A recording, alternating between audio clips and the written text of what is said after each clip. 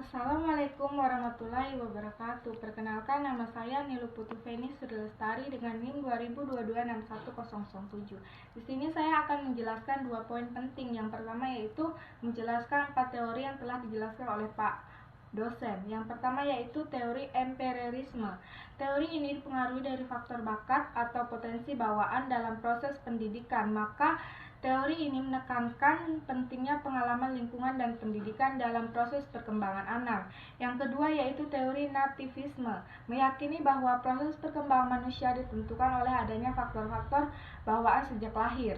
Faktor bawaan tersebut meliputi sifat-sifat fisik dan psikologi, serta juga kemampuan yang berupa bakat, inteligensi, dan lain-lain yang diwariskan secara genetis.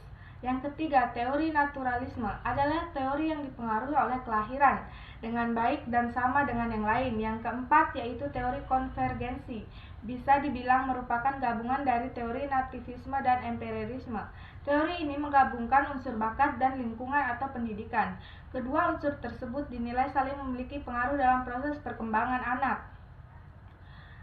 Yang kedua yaitu perbedaan pandangan 4 teori dan contohnya. Yang pertama, teori empirisme menyatakan bahwa bayi ketika lahir ibarat kertas yang masih putih, bersih, dan akan tumbuh dan berkembang.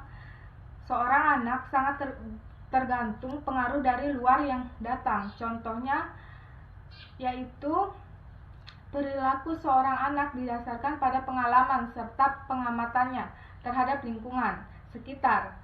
Seorang anak berkata kasar karena ia mendapat pengalaman serupa, entah dari keluarga ataupun temannya.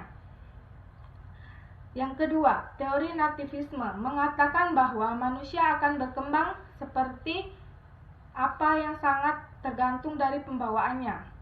Contohnya,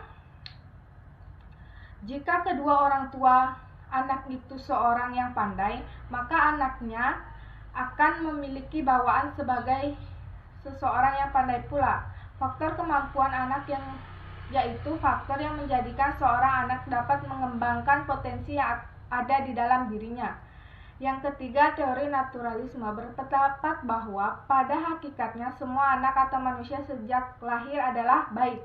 Contohnya, anak hendaklah dibiarkan tumbuh dan berkembang sendirinya menurut alamnya. Manusia atau masyarakat jangan mencampurinya.